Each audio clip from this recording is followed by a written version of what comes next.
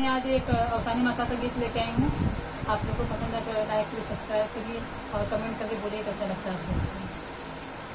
जब बोलाई चली आयो अवसानी मैया, जब बोलाई चली आयो अवसानी मैया, जब मोरी मैया दुवरिया न जानू, जब मोरी मैया दुवरिया न जानू, दुअरे निबिया का पेड़वायो सानी मैया, दुअरे निबिया का पेड़वायो सानी मैया, जब बोलाई चली आओ सानी मैया, जब मोरी मैया दुवरिया न जानू,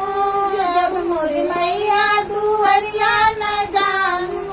लागल चंदन के वड़िया सानी मैया, लागल चंदन के वड़िया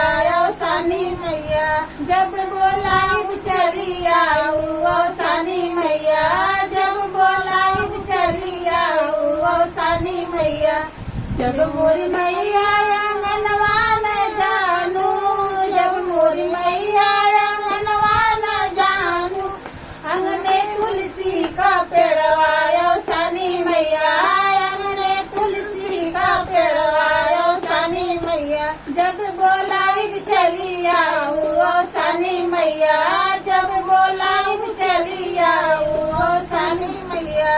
जब मोरी मैया चौकिया न जानू, जब मोरी मैया चौकिया न जानू, बैठी साथ सोहागिन सानी मैया, बैठी साथ सोहागिन सानी मैया,